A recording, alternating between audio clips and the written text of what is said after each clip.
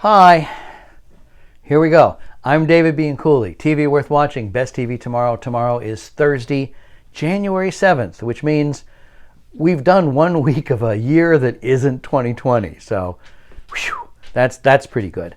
And tomorrow on TV, there are two comebacks by people I really like on TV. One is Craig Ferguson, who, when he had the Late Late Show, actually had me on as a guest to talk about the book that I had written. So I'll always love Craig Ferguson. But I did before that, which is why he had me on. I think he's an amazing TV talent. And he's coming back. Oh, I should talk about the new show. It's called The Hustler. And there are different people who are competing in this show. One of them is like a double agent spy who knows all the answers. And that's all I know about it, is that it's Craig Ferguson. But that's sort of enough. And then another one, Ted Danson. That's all I need to know, and that's enough. But he's starring in a new show called Mr. Mayor. It's written by Tina Fey and Robert Carlock, who did 30 Rock. It's got Bobby Moynihan in it, and Holly Hunter, and, oh yeah, Ted Danson, who is playing the clueless new celebrity mayor of Los Angeles, which was a role that they retooled, that they had originally imagined Jack Donaghy, played by Alec Baldwin, actually in a spin-off from 30 Rock. But now it's its own new show, and the first show I can point to as a new program from a broadcast network that I'm saying watch.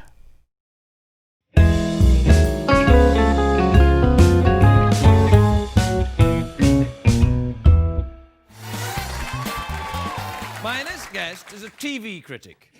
What? He's the author of Dangerously Funny, which is a book. It's over here. It's the story of the uncensored story of the uncensored story of the Smothers Brothers, who used to do their show in this here, in this studio? In this building. They had a better studio. Anyway, he wrote this book. His name is David Bianculli, everybody. David Bianculli.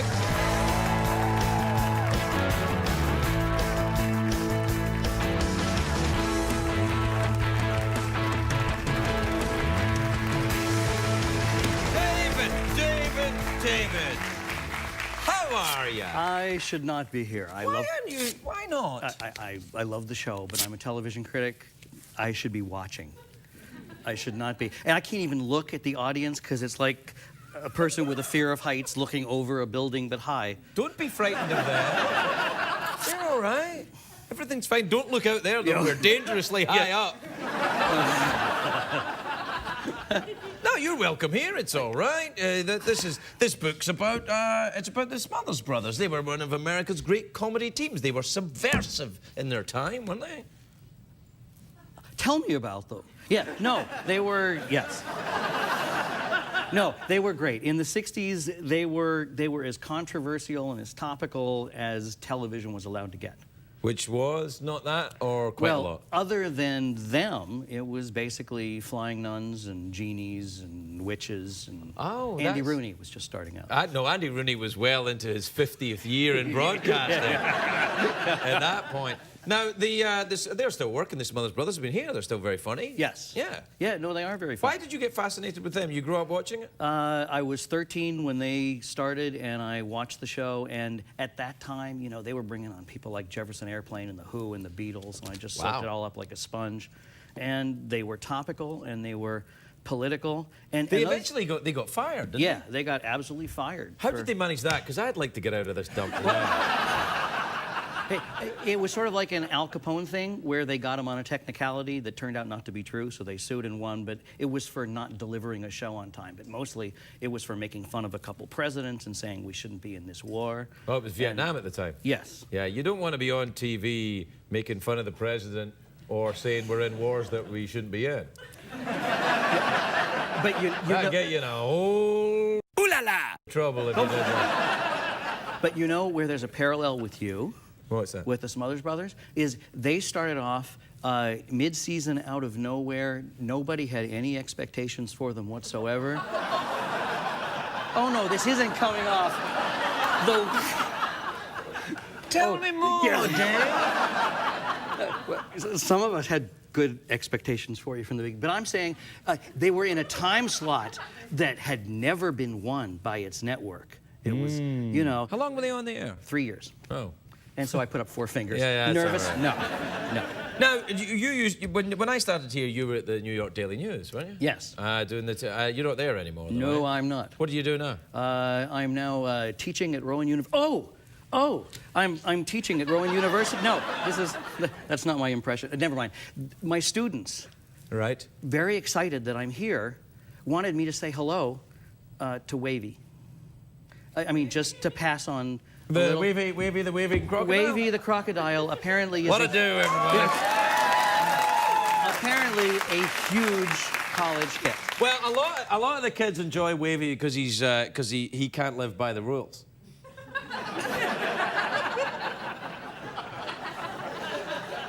He's a trained killer. Did the Smothers Brothers have puppets?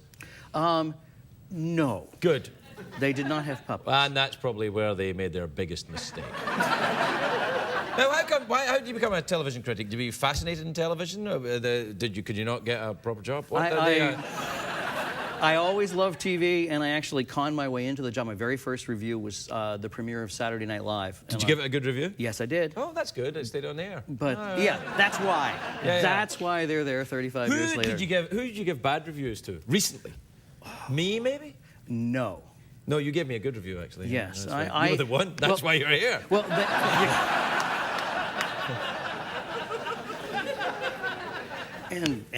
so no, but see, I have this website that's just good TV now. You So- only talk about TV that yeah, you like? so I only talk. I have to watch the bad stuff. Well, what's the bad stuff? What do you think is bad?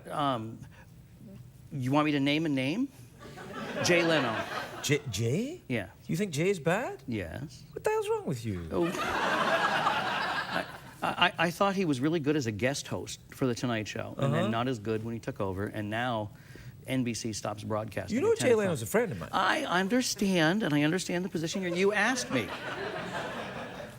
Look, Anybody else you want to trash? How about my wife? Want to go after my wife? How about my pets? Don't like my pets? I gave a bad review to Marie Osmond. You gave a bad review to Marie Osmond, Well, who is a lovely woman. A lovely woman, and she's recovered from her fall. I know. What did you give her a bad review for? Oh, the Donnie and Marie show. I was on that show. No, you were not. I was a guest on that show, yeah. You couldn't have been. No, not that one. The crap talk show one that came later. Oh, no, Remember that I'm one? talking I'm talking about in the midst of the 70s disco, Oh, different that thing. shoes. Yeah, no, I wasn't on that. Yes, I was no, too young honestly, and very drunk. Yeah, honestly, I was old enough and not drunk enough. Yeah, no. What about now? What's your favorite and least favorite shows right now? I love a lot of stuff like Dexter and Mad Men and Curb Your Enthusiasm. Right, In yeah. terms of cable stuff. Right. In What terms about broadcast television? broadcast TV, let's go through CBS. I like Amazing Race. I like Mentalist. Yes. I like your show very much. Uh-huh. Yeah. So, New Adventures of Old Christine. New Adventures of Old Christine's a funny show. I think that's a funny show. Yes. NBC, I like 30 Rock, and That's a funny show too. And Now, that's- all right, let's get to the stuff you don't like. okay. Just about everything I haven't mentioned. David, congratulations on the book. I am a huge fan of these two gentlemen, and I know you've been working on this for a long time. Congratulations on getting it done. David B. and Thanks a Cooley, lot. everybody. Thanks for having me. Very much.